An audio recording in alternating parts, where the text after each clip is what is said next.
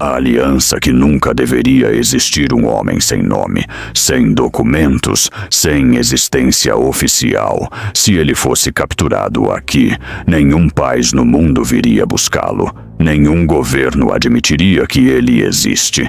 Nenhum arquivo registraria seu nome. Nenhuma família saberia onde procurar. Mas o que ele estava prestes a fazer mudaria o Oriente Médio por décadas. Essa e a história que ninguém deveria conhecer. Kurdistão iraquiano, 1966. 2.400 metros de altitude. Frio suficiente para matar um homem em horas. Um agente caminha sozinho, sem uniforme. Fala árabe, hebraico e persa com fluência nativa. Conhece o nome dos chefes tribais. Sabe o que cada um quer. Sabe o que cada um teme. Passou meses estudando esse povo antes de colocar os pés nessa montanha.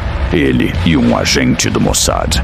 E esta prestes a propor uma aliança que nenhum dos dois lados jamais poderia admitir em público. Os Peshmerga, nas montanhas à sua frente. Milhares de homens aguardam. Os Peshmerga. O nome significa aqueles que encaram a morte. Não era metáfora. Era descrição precisa de como esses homens viviam. Sobreviveram ao Império Otomano, aos britânicos, aos persas. Sobreviveriam ao Iraque também, mas estavam sozinhos, como sempre estiveram até agora. O encontro. O agente é conduzido a uma tenda maior, aquecida por um único fogareiro.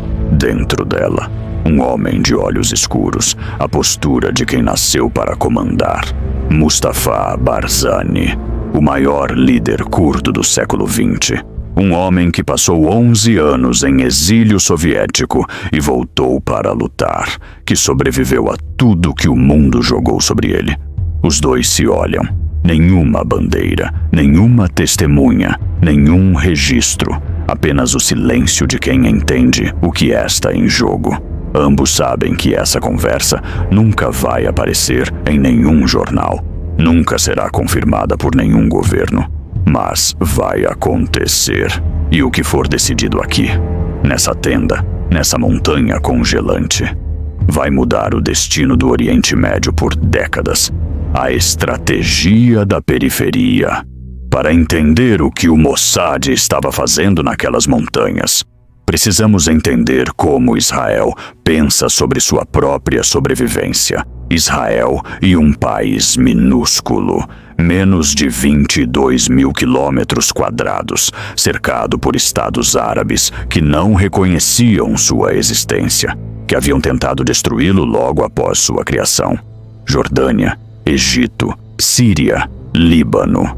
Cada um desses vizinhos era uma ameaça imediata. Mas havia um país que preocupava de uma forma diferente. O Iraque, sem fronteira direta com Israel, mas com petróleo em abundância, um exército numeroso e um histórico consistente de participação nas guerras contra o Estado judeu.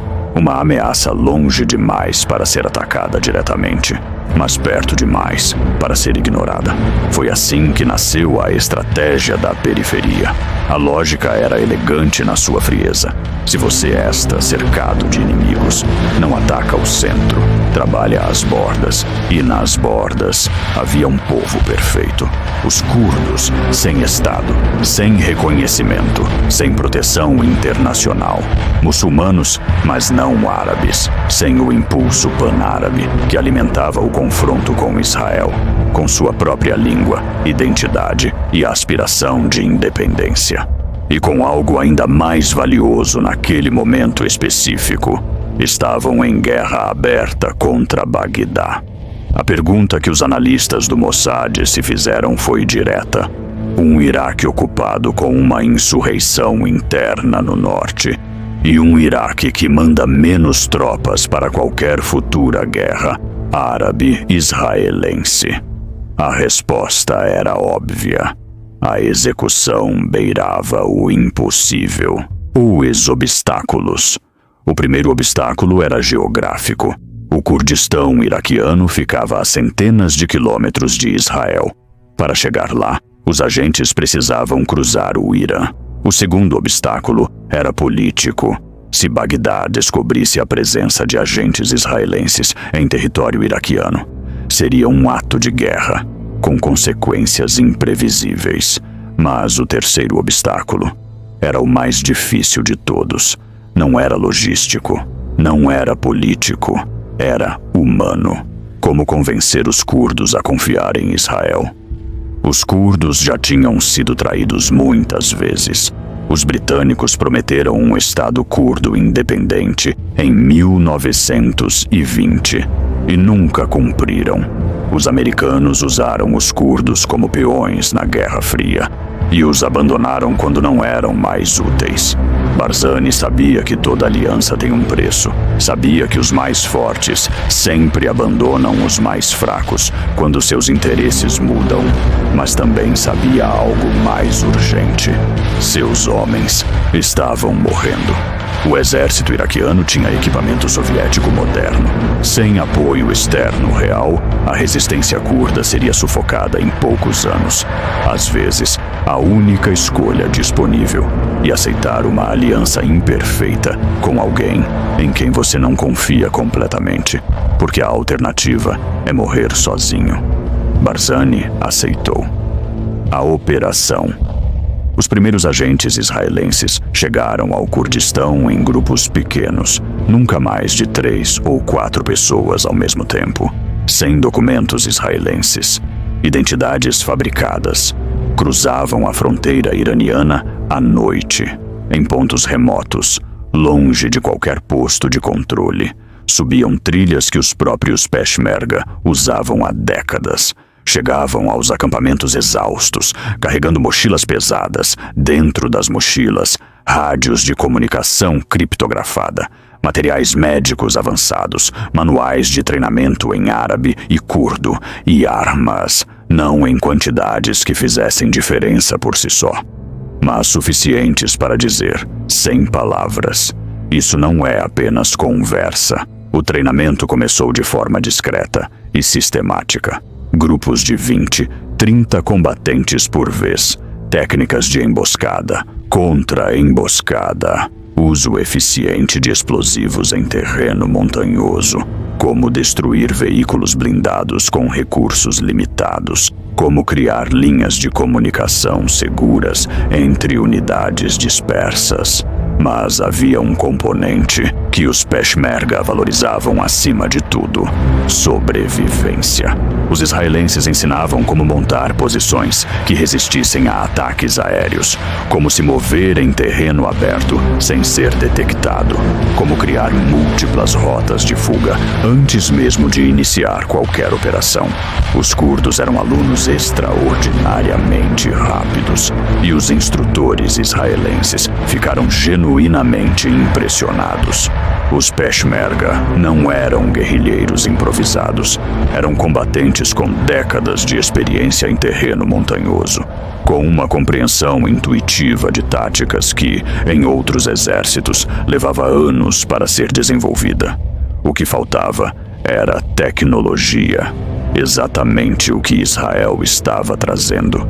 E algo mais aconteceu, algo que nenhum dos lados havia planejado. Os instrutores israelenses dormiam nos mesmos acampamentos que os Peshmerga, comiam a mesma comida, enfrentavam o mesmo frio. Quando havia ataques iraquianos, os israelenses não fugiam, ficavam. Isso não era política, era respeito à inteligência. Mas o treinamento era apenas uma parte da operação. A outra parte era a inteligência.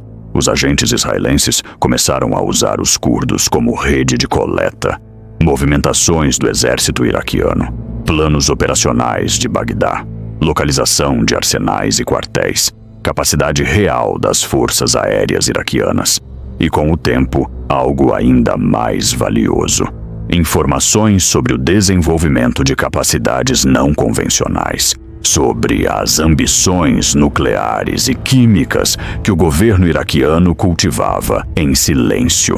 A aliança estava funcionando nos dois sentidos, com uma eficiência que nem o Mossad havia antecipado completamente.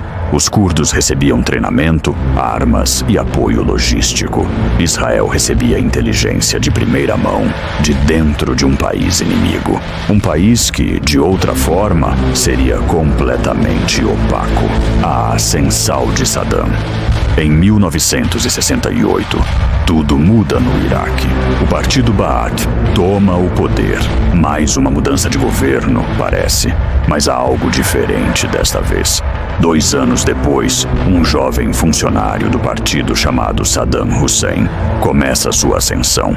Ele ainda não tem o título de presidente, mas já tem o poder. E todo mundo em Bagdá sabe disso. Saddam não é como seus predecessores, e mais inteligente, mais paciente, mais sistemático na crueldade. Ele não apenas elimina inimigos, ele os estuda e ele entende imediatamente qual é o problema central que impede o Iraque de se tornar uma potência: os curdos. Enquanto os Peshmerga controlam o norte, Bagdá não pode usar seus recursos livremente. Não pode projetar força para além de suas fronteiras. Saddam decide resolver o problema curdo de uma vez por todas.